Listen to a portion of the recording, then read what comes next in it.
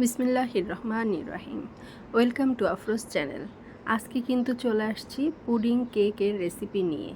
Pudding আর cake দুটাই কিন্তু খুবই মজাদার জিনিস, আর সেটা যদি হয় দুইটা একসাথে তাহলে কথাই নাই। তো চুলায় চলে আসছে, একটা পাতিল বসিয়ে নিয়েছি। প্রথমে যে কাজটা করব সেটা হচ্ছে ক্যারামেল তৈরি করব। এজন্য 2 টেবিল চামচ চিনি দিয়ে দিয়েছি, আর 1 চা চামচ ঘি দিয়ে দিলাম। দিয়ে এবার ক্যারামেলটা তৈরি করে নেব।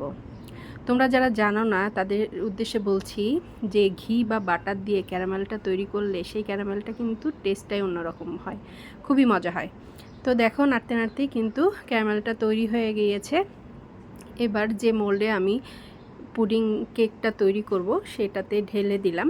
এবার এটাকে সাইডে সরিয়ে রাখছি, মানে এটা সেট হতে থাকুক, বাকি কাজটা সেরে নিই। প্রথমে যেটা কাজ করব সেটা হচ্ছে একটা বোল নিয়ে নিয়েছি। এখানে পুডিংয়ের জন্য আগে ব্যাটারটা তৈরি করে নেব। 2টা ডিম ভেঙে নিচ্ছি।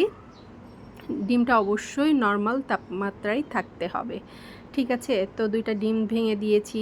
1/4 কাপ চিনি দিয়ে দিয়েছি, আর দিচ্ছি সামান্য একটু ভ্যানিলা পাউডার। এখানে কিন্তু ভ্যানিলা এসেন্সটাও দেওয়া যাবে, কোনো সমস্যা নাই।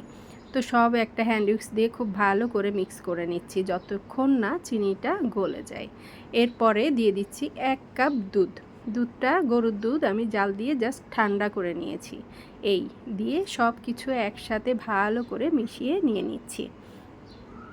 এটা বানানো কিন্তু খুবই ইজি, কিন্তু খেতে কিন্তু খুবই মজা। এবং মেহমান যখন আসবে বাসায়, তাদের জন্য এরকম একটা ডেজার্ট আইটেম তৈরি করে রাখবে, আর কিছুই লাগবে না, সবাই খেয়ে একদম মুগ্ধ হয়ে যাবে। তো পুডিংটা হয়ে গেছে, এবার কেকটা তৈরি করে নেব। এর জন্য ডিমের সাদা অংশটা আলাদা করে নিচ্ছি, আর কুসুমটা আলাদা করে নিচ্ছি। এটার জন্য আমি একটা স্পঞ্জ কেক বানিয়ে নিব। এর জন্য সাদা অংশটা অবশ্যই আলাদা করে নিতে হবে। এখানে 2টা ডিম নিচ্ছি আমি। এটা একটু সাবধানেই করে নিচ্ছি যেন কুসুমটা ভেঙে না যায়। তারপরে একটু গিয়েছে, সমস্যা নাই, আমি তুলে নিয়েছি। এই যে একটা ইলেকট্রিক বিটার দিয়ে এবার 1 থেকে 2 মিনিট, 1.5 থেকে 2 মিনিট বিট করলেই কিন্তু এটা খুব সুন্দর ফোম তৈরি হয়ে যাবে। আর এর মাঝে মাঝে আমি অল্প একটু করে চিনি দিয়ে দিচ্ছি। এখানে কিন্তু 1/3 কাপ চিনি আমি দিয়েছি। 1/3 কাপ চিনি আমি এখানে দিয়েছি, অল্প অল্প করে দিয়ে আমি বিট করে নিয়েছি। 2 মিনিটের মধ্যেই কিন্তু দেখো খুব সুন্দর এভাবে ফোম তৈরি হয়ে গেছে। ব্যাস হয়ে গেছে। দেখতে পাচ্ছ কি যে সুন্দর হয়েছে একদম। এবার কুসুমটা দিয়ে দিচ্ছি। কুসুমটা দিয়ে কিন্তু 1 মিনিট বিট করলেই হয়ে যাবে। এবার আমি সামান্য একটু ভ্যানিলা এসেন্স দিয়ে দিচ্ছি, 1 চা চামচ পরিমাণ। এবার আরও 30 সেকেন্ড আমি বিট করে নিব, ইলেকট্রিক বিটার দিয়ে বিট করে নিব।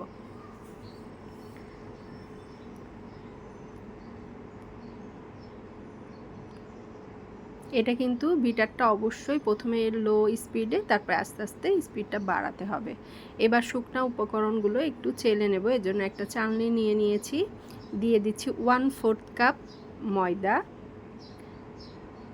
2 টেবিল চামচ কোকো পাউডার, আর 1 চা চামচ বেকিং পাউডার। এবার সব উপকরণ একসাথে চেলে নিচ্ছি, অল্প অল্প করে চেলে নিব, আর একটা স্প্যাচুলা দিয়ে খুব সুন্দর করে মিশিয়ে নিব। এবং এই মেশানোর সময় একটু খেয়াল রাখতে হবে যেন তাড়াহুড়া না করি, খুব আলতো হাতে এবং একই সাইড দিয়ে ঘুরিয়ে ঘুরিয়ে আস্তে আস্তে মিশিয়ে নিতে হবে।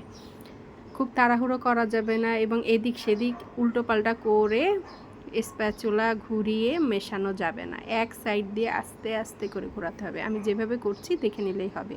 আর এই যে দেখো, ময়দা আর কোকো পাউডারের মধ্যে অনেক সময় গোটা থাকে, সেইগুলো ফেলে দিয়েছি।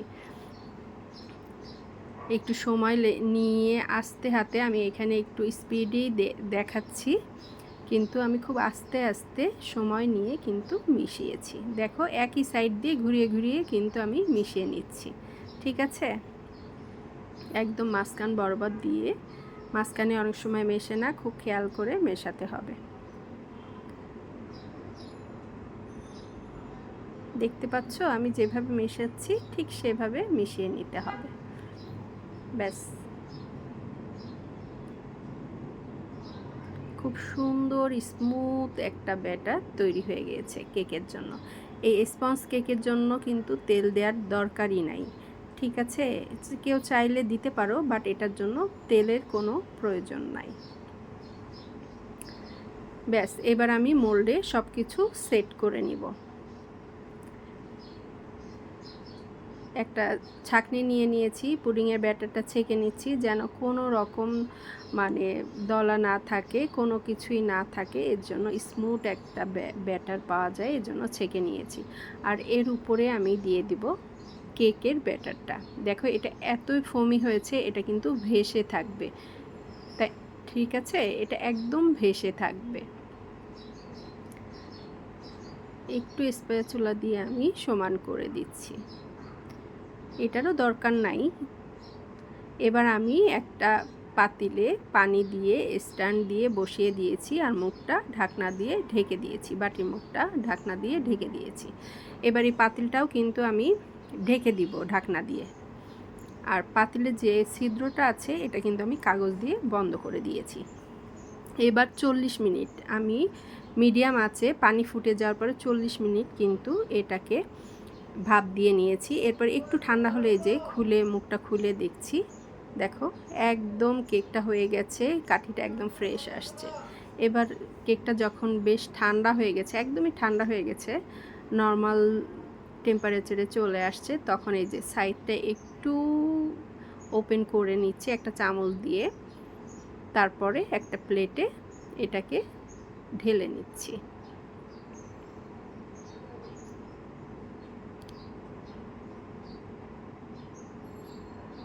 ব্যাস তৈরি হয়ে গেছে আমার খুবই মজা ইয়ামি, মানে একদম মাউথ মেল্টিং। এটা খেলেই বুঝতে পারবা যে এটা কতটা টেস্টি হয়।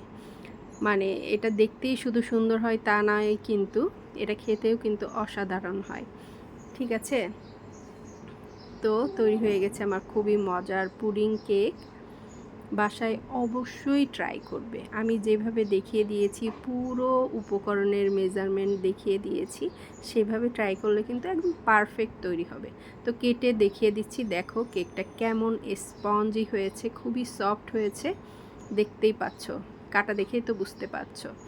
এই যে দেখো কি সুন্দর হয়েছে, এবং খেতেও কিন্তু খুবই অসাধারণ হয়েছে।